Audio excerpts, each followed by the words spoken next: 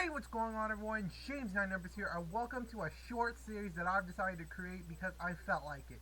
In this 12-episode series, we will be going through some of the events, new music, new disasters, new games, new memes, and anything that I could find on the internet, blah blah blah, sorry about that has occurred in 2021. I'm sorry that I'm posting this series late. I had some stuff that I had to take care of, but I finally took care of it. So yeah, I was originally supposed to be posting this in the end of December 2021, but due to some time constraints, I actually couldn't make it. So yeah, I'm making this up to you. Each video is going to be representing each month of the year in 2021. Duh. Now keep in mind that I'm probably going to be missing out on a lot of things, and most likely because I'm probably unaware of them at the time of the video is recording. So, yeah, I came up with this idea back in September, and I had to go through the internet over the past 4 months just to see if there was anything that I could find that I wanted to add in the video. I've been trying to keep track since, but I'm pretty sure there's probably a lot that I've been missing out on. So if you want to, you can tell me in the comments below! As long as YouTube doesn't disable my comments again, like, god damn it, YouTube! Why are you doing this to some of my videos, god? Come on, YouTube! Anyways, oh my god, I am so sorry about that. Anyways, I'm also going to be mentioning shows that I've been watching over the past year because this year hasn't gone much better from 2020. I'm not kidding. And yes, I'm looking at my screen right now. I'm trying to read my script because there's no way I can remember all the words. Anyways, also there's going to be a chance that there will be some spoilers for some of what I'm talking about, so I'll make sure to post timestamps so you guys can actually skip forward. Also, some of the movies I've mentioned throughout the series that I actually haven't watched them at all. So I'm only summarizing the synopsis just so that way I can understand just what in the world the movie's about. So with that being said, I hope you all enjoy. Alright, here we go. On June 4th, famous American actor Drake Bell was arrested for crimes involving a 15-year-old girl back in 2017. Turns out the victim had a relationship with Drake Bell prior to the concert he was holding in Ohio back in 2017. Bell violated his duty of care, which means the victim was at serious risk of harm. A year later, she filed a police report in Canada, and the Canadian police contacted Cleveland police. He also sent inappropriate messages to the victim as well. At a court hearing on June 23rd, he pleaded guilty to one count of attempted child endangerment and disseminating harmful manner to a juvenile. He could have been facing up to 18 months in prison and a $5,000 fine for the felony, and 6 months in prison as well for the crime, and a $1,000 fine for the misdemeanor. On July 12th, his victim made an impact statement, and the court ruled out he has to serve 2 years of probation and perform 200 hours of community service. Later on, Bell ended up posting his side of the story on TikTok, which I will be posting in the link in the description below, but that's it? That's it? Oh my god. And yeah, we wonder why this keeps happening. Oh my god. On June 11th, music artist Doja Cat released her music video Need to Know on June 11th, 2021. It has 182 million views and 3.4 million likes. This song is really catchy, I'm not gonna lie. In the music video, the setting takes place in like a futuristic city. Oh yeah, and there's flying cars there as well. At the beginning, we see she's wearing a shirt that says Doja, which is actually in a NASA-like symbol because it parodies NASA's space logo. And yeah, and basically the girls there inside in the living room, they are dressed very provocatively, I should say. But then again, I think that's what she was going for. They talk about, she then starts talking about wanting to have, you know what, all night. I'm not gonna say it because, oh my god, I just realized this video for today is going to be so damn awkward. Anyways, yes, they look like aliens. I get reminded of Belle Delphine for some reason. You know, the girl who sells bathwater. But anyways, she really raps very fast. Oh, whoops, I accidentally spit. It's a pretty cool rap beat. I really like the sound of the beat.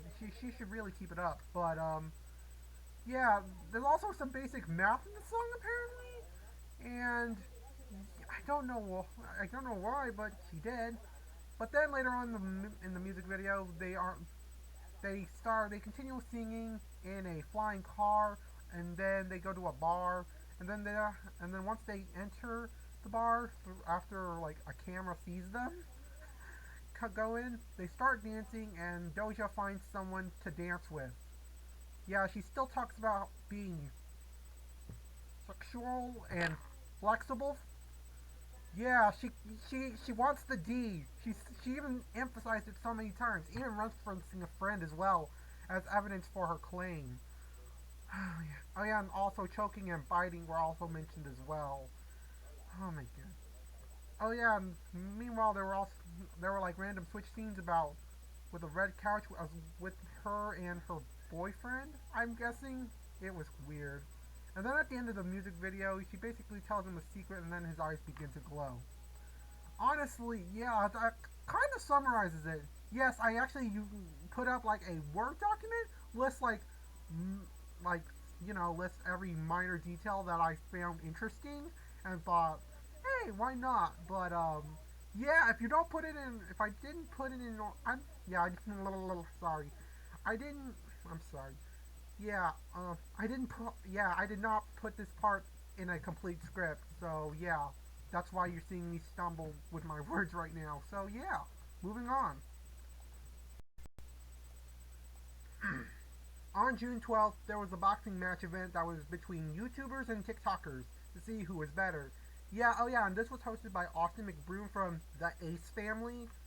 And by 6 to 1, the YouTubers ended up demolishing the TikTokers. In the main fight, it was Austin McBroom versus Bryce Hall, with McBroom winning the event. However, prior to the fight, there were some controversies. Even with Austin McBroom and Bryce Hall, the fight was controversial in itself. Apparently, there were some claims about being rigged, but there were some other controversies prior to it and after the events as well. But one of the events that stood out to me was when before the tournament occurred. Apparently, there was like a boxing match prior to this, and that might have been practice. Not too sure though. But from what I know, Austin McBroom was facing a boxing match against Nick Ireland from Ireland Boys Production. Apparently, Austin was supposedly won the fight, but most people definitely thought Nick Ireland won by a 2-0 match, even going as far as McBroom accidentally admitting that Nick won. Later on, the Ireland boys were apparently at a boxing facility, and McBroom thought they were recording him train, which they weren't, and McBroom got his men to chase after them. Nick was surrounded by them and eventually had to delete the footage of them getting attacked, and then McBroom's army left. Luckily for the Ireland boys, some of their fans got screenshots of McBroom's team chasing after them. Contrary to McBroom saying he was the only person who was actually there, after the fight, McBroom would face a lot more controversy from other people. There are some people who made videos about his downfall, but I found one video that was made by Cruel World Happy Mind, who made a great video about some of the stuff that I have not mentioned so far. So yeah, I'll put that link in the description below. Again, guys, if you guys want to check it out, because they do a much better job explaining it than I am right now as we speak. So yeah, moving on. On June 17th, the former Nickelodeon show iCarly has been rebooted on Paramount Plus. Oh yeah, I shouldn't forget about the Paramount Plus ads that I saw that year. I forgot about them. Oh my god. Oh yeah, I remember seeing like one ad that had both Dora the Explorer and Jeff Probst, the host from Survivor. More on Survivor later on in the series. They were climbing on Paramount Mountain. Apparently this was like the finale of the ad series they did. And I thought to myself, I had to check it out because seeing them at the same time was not something I expected in my lifetime. Like seriously, who would have think? Dora the Explorer and Jeff Probst. I would have never guessed. Oh yeah, Stephen Colbert was there as well as a whole bunch of other people that I don't really care about. Yeah, and this was apparently during the Super Bowl of 2021. But yeah, back on topic. iCarly, as an original Nickelodeon show, was created by Dan Schneider, who, for inappropriate reasons, is not returning to direct the show. Yeah, for those of you that don't know, Dan Schneider got into some inappropriate stuff, to say the least. I'd say he may have been an influence for Drake Bell. I don't want to get into it. Anyways, Miranda Cosgrove, Jerry Trainer, and Nathan Crestwood reprised their roles, as well as a few other actors reprised their roles as well. Sorry.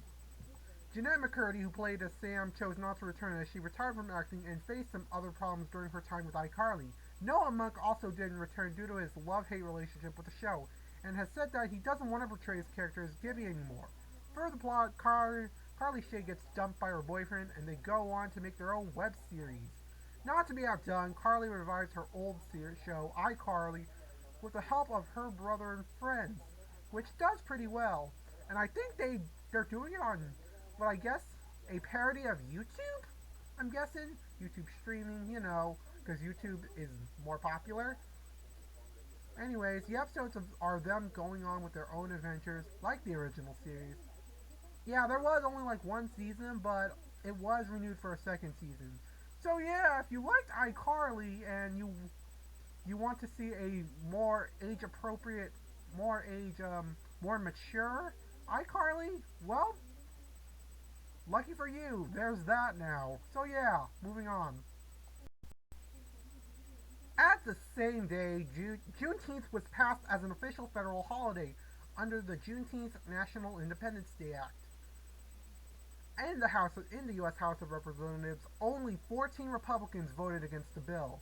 Yes, this bill was a bipartisan bill.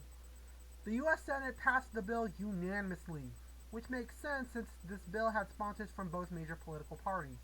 For those that don't know, Juneteenth was celebrated by African Americans as early as a year after the Civil War ended to celebrate the fact that slavery was no longer a thing, and that former slaves became free.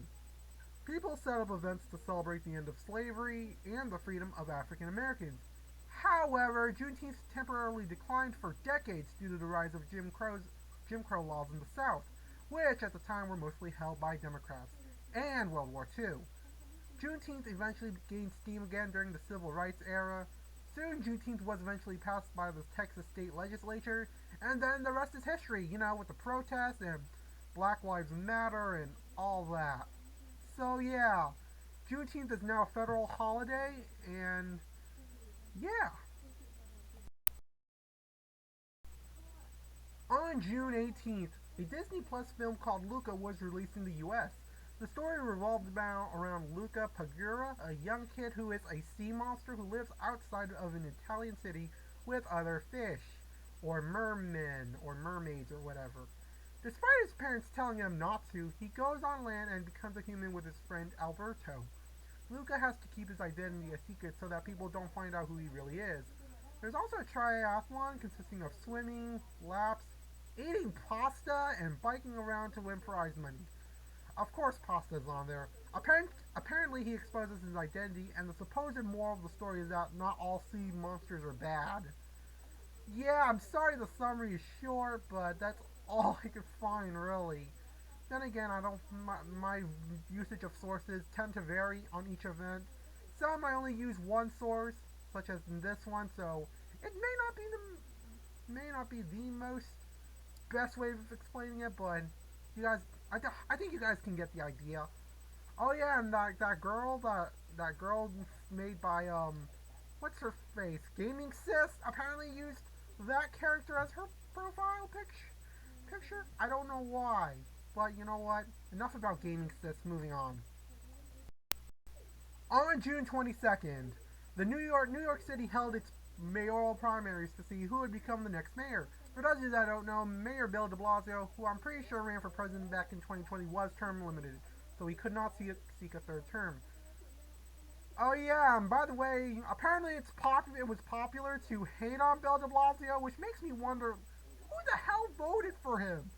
If Republicans hated him and Democrats hated him, who the hell voted for him?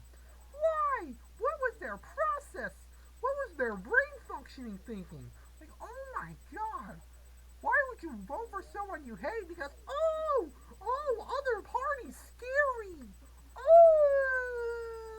Okay, that's just weird at this point. Where was I? Oh yeah, unlike previous primaries in the city, ranked choice voting was implemented for the first time over there. In the Republican primary, Curtis Silva won in a two-person race, But that's not going to matter, just like the third party independents in the race, because this city is solidly Democrat. Meaning, basically, this Republican doesn't matter. It's the Democratic primary that was basically the election. There are a lot of Democratic contenders in the race. The most important, in my opinion, the best Democrat in the race is Andrew Yang, an entrepreneur who previously ran for president back in 2020 with his famous flagship proposal, Universal Basic Income, which is a government policy that gives every citizen a certain amount of money a month. Sadly, Yang lost his early lead due to the video that was surfacing and the media just demonizing him very badly. This helped contribute to Yang only getting 4th place and losing to Eric Adams. Oh yeah, you can all guess who won in the runoff election. Yeah, yes, I'm still bitter about it. I'm still bitter about 2020. Okay? Don't judge me. On June 24th, the last supermoon of 2021, known as the Strawberry Moon, would arrive at 2:40 p.m. Eastern Time, and would fully appear at 8:53 p.m. Eastern Time during the summer solstice. This moon lasted about 2 to 3 days. It's called the Strawberry Moon because that's when strawberries are harvested in the northeast of the United States. It's got other names, including Honey Moon and Ho Moon. Yeah, Ho Moon. And no, not ho, as in, you know, I mean the garden hoe. Like, you know, 'cause, you know, you're using hoes to plant and grow food and grow crops. And yeah, not that other type of hoe, okay? God damn. To celebrate, Krispy Kreme made their strawberry-themed donut. Oh yeah, and here was a photo of the moon, by the way. Moving on. On June 28th, 30-year-old Lauren Cho was last seen at 3 a.m. local time wearing a yellow t-shirt and jean shorts at an intersection of Hooper Road and Benmar Trail at Yucca Valley with awful temperatures. Her boyfriend reported her missing at 5 p.m. local time. After attending Westminster Choir College, she worked as a music educator and owned her own piercing and tattoo business. Friends and family nicknamed her L. Unsatisfied with her job, she drove across to the U.S. with her boyfriend via his bus. She wanted to open a food truck business herself. Cho and her boyfriend had gotten into an argument and they were both drinking at the time. Cho walked away from the situation without food, water, or her cell phone. Her boyfriend would later on go regretting the decision of leaving her alone and walking away. Sorry about that. Her remains were found on October 9th, but they were not even confirmed until October 28th, which sucks. Damn, that is extremely unfortunate. On June 28th, the quote, "Nothing stronger than family," went viral after Redditor Adronicos added Dominic Toretto, played by Vin Diesel in Fast and Furious, into a Star Wars scene, and posted a meme about not needing logic when you have family. Yeah, that is terrible advice to have, but, it has good intention, but, it doesn't really work out well in practice. But anyways, it also got spread to Facebook later that day, and since then, people were posting their own variations, from Home Alone to Guardians of the Galaxy. I'll show you some of my favorite ones that I found, and yeah, it's really that good. Moving on to the last one. And lastly, on June 29th, Kyle Massey, who is known for playing the hit Disney series That's So Raven and the anime Cory in the House as Cory Baxter, was charged with one count of immoral communication with a minor, where he sent lewd photos and videos to a 13-year-old. God damn it! What is up with these celebrities with sex and stuff? Oh my god.